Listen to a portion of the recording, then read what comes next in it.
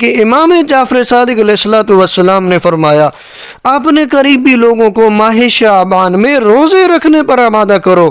میں نے عرض کیا اس کی فضیلت کیا ہے؟ فرمایا رسول اعظم صلی اللہ علیہ وآلہ وسلم جب شعبان کا چاند دیکھتے تو آپ کے حکم سے ایک منادی یہ ندا کرتا، اے اہل مدینہ، میں رسول خدا کا نمائندہ ہوں اور ان کا فرمان ہے کہ شعبان میرا مہینہ ہے، خدا کی رحمت تو اس پر جو اس مہینے میں میری مدد کرے، یعنی روزہ رکھے۔ صفوان کہتے ہیں امام جعفر صادق علیہ السلام کا ارشاد ہے کہ امیر المومنین علی ابن ابی طالب علیہ السلام فرماتے تھے جب سے منادی رسول نے یہ ندا دی ہے اس کے بعد شعبان کا روزہ مجھ سے قضا نہیں ہوا، اور جب تک زندگی کا چراغ گل نہیں ہو جاتا یہ روزہ مجھ سے ترک نہ ہوگا۔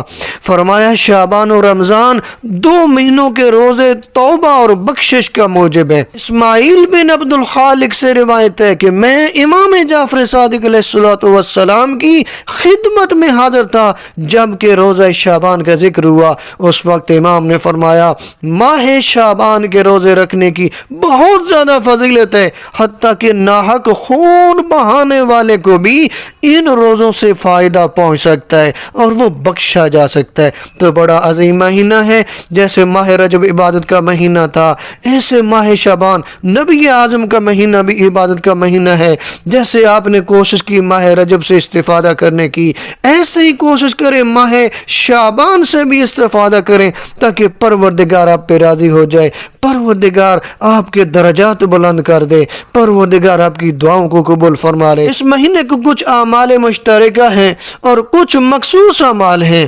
ہم کوشش کریں گے ہر روز کے اعمال بھی بیان کریں، اور ساتھ ساتھ ہم کوشش کرتے رہیں گے کہ جو اس مہینے میں ہر روز اعمال کرنے والے ہیں، مشترک اعمال ہیں، وہ بھی بیان کریں۔ اعمال مشترکہ میں چاند یہ ہیں کہ ہر روز 70 مرتبہ آپ نے کہنے استغفر اللہ و اسألہ التوبہ، استغفر اللہ و اسألہ التوبہ، یعنی بخشش چاہتا ہوں اللہ سے اور توبہ کی توفیق مانگتا ہوں، پروردگار اس بندے کو معاف فرما دے گا۔ دوسرا عمل جو ہر روز آپ نے کرنا ہے، ہر روز 70 مرتبہ آپ نے کہنے استغفر اللہ الذی لا الہ الا هو الرحمن الرحیم الحی القیوم واتوب الیہ۔ روایات سے ملتا ہے کہ اس ماہ کا بہترین عمل استغفار ہے، اور اس مہینے میں 70 مرتبہ استغفار کرنا گویا دوسرے مہینوں میں 70,000 مرتبہ استغفار کرنے کے برابر ہے۔ تیسرا عمل اس مہینے کا جو مشترک ہے، جو ہر روز آپ نے کرنا ہے، وہ ہے صدقہ دینا۔ فرمایا اگرچہ وہ نصف خرمہ ہی کیوں نہ ہو، اس سے خدا اس کے جسم پر جہنم کی آگ کو حرام کر دے گا۔ امام جعفر صادق علیہ السلام سے پوچھا گیا مولا ماہ شعبان یعنی اس مہینے کا بہترین عمل کیا ہے؟ فرمایا صدقہ و استغفار۔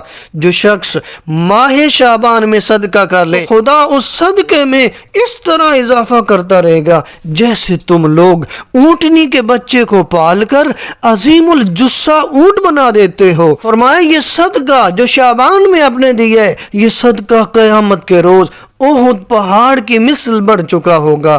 ایک چوتھا عمل پورے ماہ شعبان میں 1000 مرتبہ آپ کہیں لا الہ الا اللہ ولا نعبد الا ایاہ مخلصین لہ الدین ولو کرہ المشرکین۔ فرمایا جو شخص مقررہ تعداد میں یعنی 1000 مرتبہ ماہ شعبان میں یہ ذکر کرتا ہے، یہ ذکر کرے گا، اس کے نامہ اعمال میں 1000 سال کی عبادت کا ثواب لکھ دیا جائے گا۔ شعبان کے ہر روز کرنے والے اعمال اور بہت زیادہ ہیں۔ ماہ شعبان میں درود کثرت کے ساتھ پڑھا جائے، اور دعائیں بہت ہیں جو دعاؤں کی کتابوں کی طرف آپ رجوع کر سکتے ہیں۔ ماہ شعبان کی پہلی رات کی نماز آپ کو بتانے جا رہے ہیں۔ یہ 12 رکعت نماز ہے جس کی ہر رکعت میں الحمد کے بعد 11 مرتبہ سورہ اخلاص کی آپ نے تلاوت کرنی ہے۔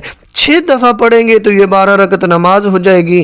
ہر رکعت میں الحمد کے بعد طریقہ ایک یہ ہے، ہر رکعت میں الحمد کے بعد 11 مرتبہ آپ نے سورہ اخلاص پڑھنی ہے۔ اب آتے ہیں ماہ شعبان کے روزوں کی طرف، تو امام جعفر صادق علیہ السلام بیان فرماتے ہیں کہ جو ماہ شعبان کے پہلے دن کا یعنی 1 شعبان کا روزہ رکھتا ہے تو اس پر جنت واجب ہو جاتی ہے۔